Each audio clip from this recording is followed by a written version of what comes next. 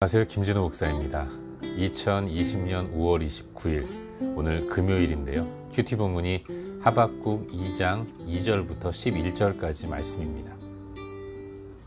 오늘 본문은 하박국의 질문에 대한 하나님의 대답의 내용이 들어있어요. 하박국이 질문했죠.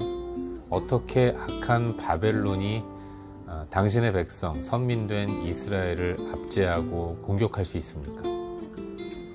그에 대해서 하나님은 그 바벨론을 정죄하는 하박국의 말에 동의하시면서 그 바벨론 또한 내가 나의 공의로 심판할 것이다 라고 말씀하고 계신 것이죠. 하나님은 바벨론을 심판하실 때에 바벨론의 행위 그대로 갚아주시겠다고 말씀하고 계신 것입니다. 우리 하나님은 어떤 분이십니까?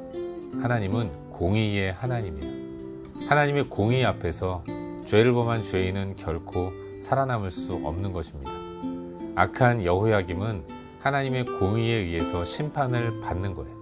또한 그 여호야김을 또 유다의 위정자들을 심판하신 하나님의 도구로 쓰임받는 바벨론 또한 죄인이기 때문에 그 바벨론의 범죄 또한 하나님의 공의에 의해서 심판을 받고 정죄를 당하는 것입니다. 하나님은 당신의 공의로 작은 죄까지도 용납하지 않으시는 그런 공의의 하나님이신 것입니다. 그런데 여러분, 하나님의 공의 앞에서 그 어떤 누가 살아남을 수 있고 또 구원을 받을 수 있겠습니까? 아무도 하나님의 공의 앞에서는 살아남을 수 있는 존재가 없는 것입니다.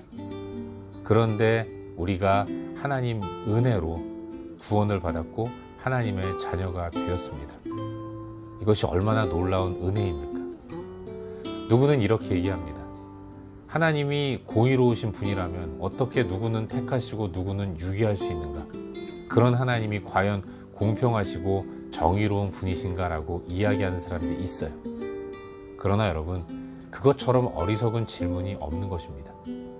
감히 어떻게 우리가 하나님 앞에서 공의를 따지고 정의와 공평을 논할 수 있겠습니까?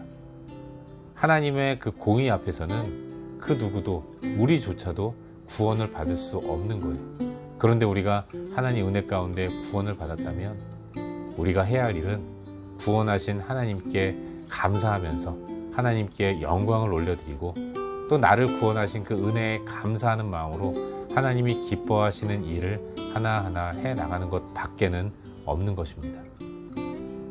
우리의 삶이 날마다 구원의 감격 가운데 나아갈 수 있기를 바랍니다.